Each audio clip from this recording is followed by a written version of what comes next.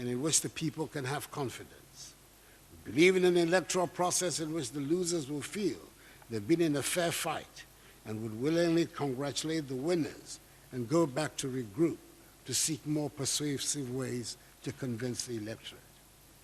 It is in the interest of the political parties that there's not only an absence of violence, but that there is no tension and that there's a truly peaceful atmosphere throughout the country.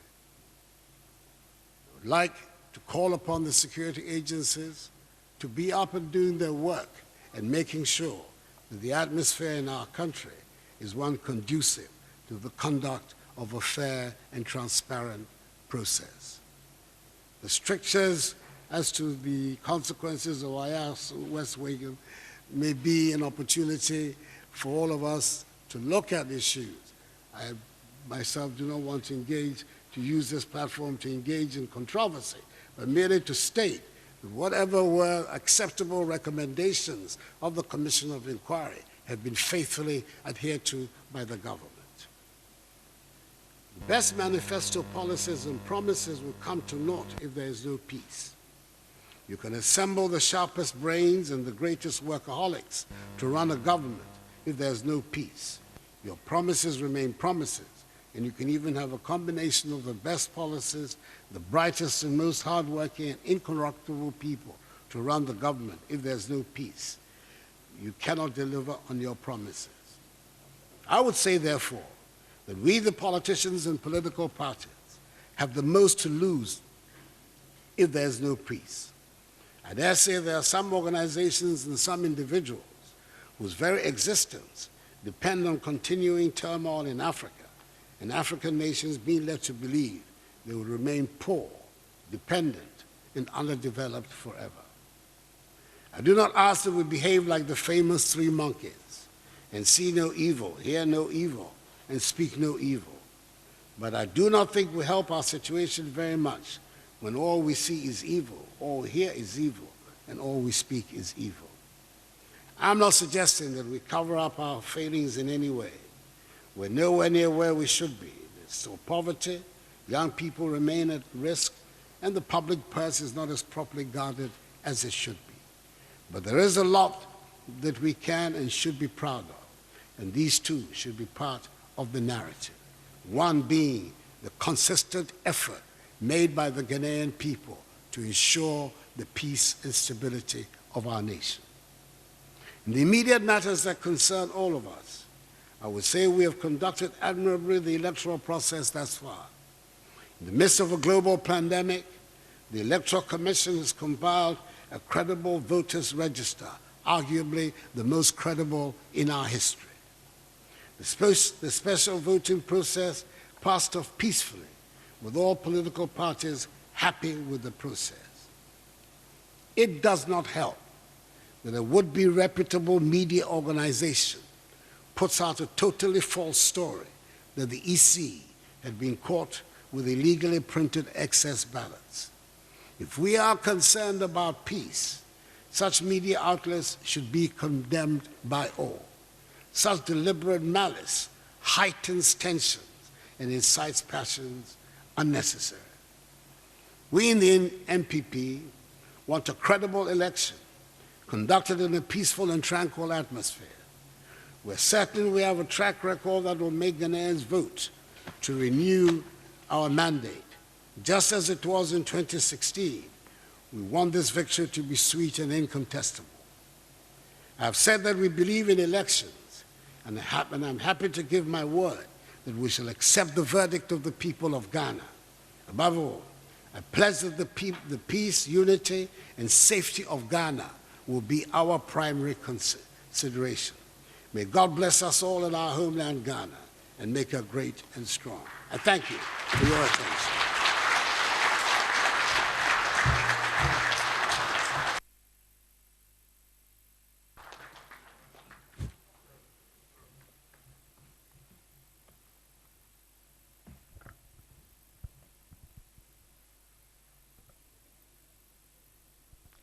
Thank you, Mr. President. At this point in time, we're going to sign the Presidential Election Peace Pact and we want to invite His Lordship Kasee Enin-Yabua, the Chief Justice of the Republic of Ghana, who will give us a brief speech and read the Peace Pact 2020 to our hearing. Thereafter, he will administer the signing and witnessing of the Peace Pact by the presidential aspirants and the chair of the National Peace Council, the president of the National House of Chiefs, and the executive director of IDEC. When he is about to administer the signing, I would want to respectfully invite Her Ladyship Justice Cynthia Pamela Addo, the Judicial Secretary, to assist the Chief Justice in exercising this. She will do that with Dr. Emmanuel Akwete. Please, my Lord. Yes. Thank you.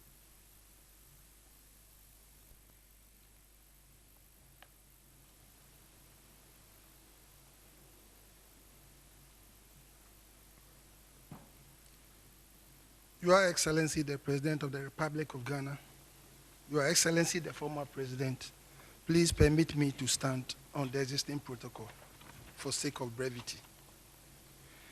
It gives me great pleasure to speak at this gathering. Ghana's democracy, like all others, hinges on the consent of the governed. The citizenry has a reasonable expectation to have systems built to protect the individual's right and ensure that there is access to a ready mechanism to secure those rights. On no other institution does the burden of building such a society weigh heavier than on the judiciary. Our law courts are thus much more than the arena for deciding who is right or wrong. They are the ultimate theater in the continuous battle to defend our republic from collapse. This duty becomes more pronounced in the quadrennial contest to decide who leads the republic in terms of governance. Elections are by their very nature tense affairs. There is so much energy, passion, and resources invested that the potential for conflict and misunderstanding cannot be underestimated. It also speaks directly to the very essence of our republic, that the will of the people must be fully and properly reflected in the results of each electoral contest. This imposes a duty of fairness, transparency, and even-handedness in the entire process on all the institutions whose duty is to manage that process, and this includes the judiciary. In recognition of this responsibility of the judiciary and in preparation towards the achieving speediest resolution of election disputes, a fourth edition of Manual on Election Education in Ghana has been launched. I am happy to announce to you that with the benefit of hindsight, all election disputes shall not go beyond 42 days in case of the presidential elections, should there be any, and the manual contains guidelines to that effect. This is how the Supreme Court and the judiciary as a whole will deliver electoral justice. We are poised to play our role in protecting the peace we so much cherish. Your Excellencies, distinguished ladies and gentlemen, thank you all for this opportunity, and may God bless our homeland Ghana to continue to triumph and shine. Thank you.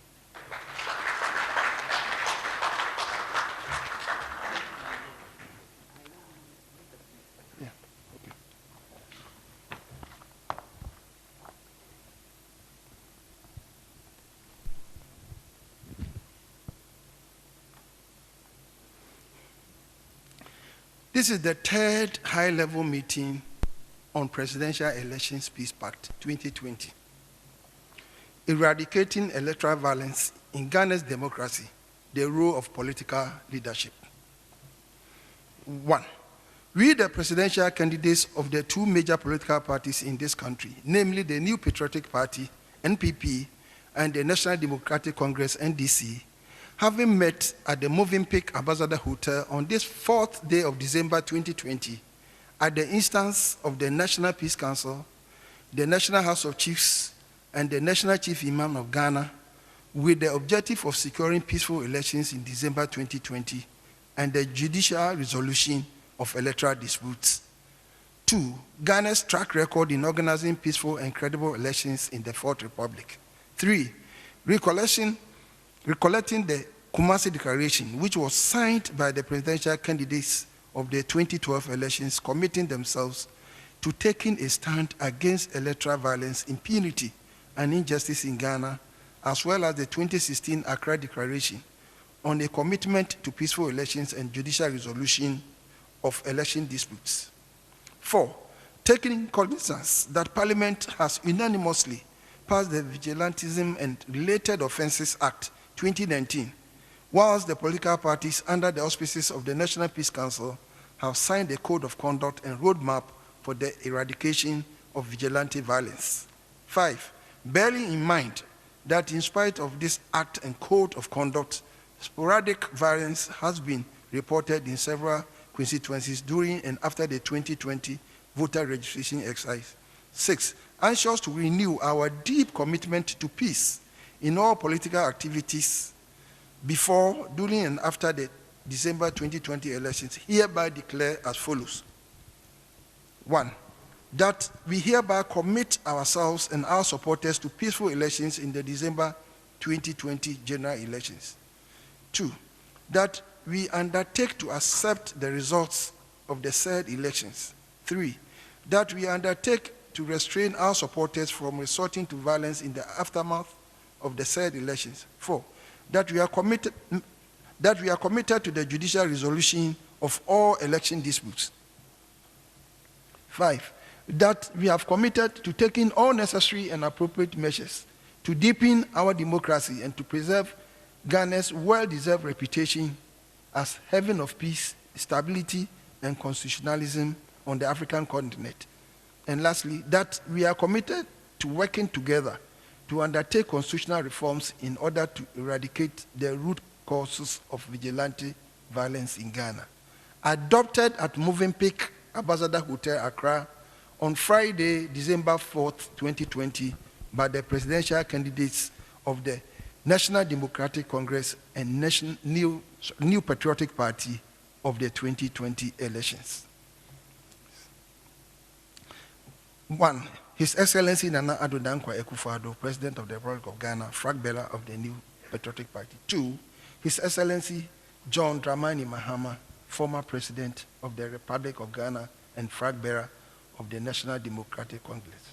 Witnessed by His Lordship Justice Eni Yeboah, Chief Justice of the Republic of Ghana, His Eminence Sheikh Osman Nuhu Sharabutu, National Chief Imam, Reverend Dr. Enes Edujemfi, Chairman of the National Peace Council, Oji Ahoho Yao JB II, President, National House of Chiefs, and lastly, Dr. Emmanuel O. Akwiti, Executive Director, IDEC.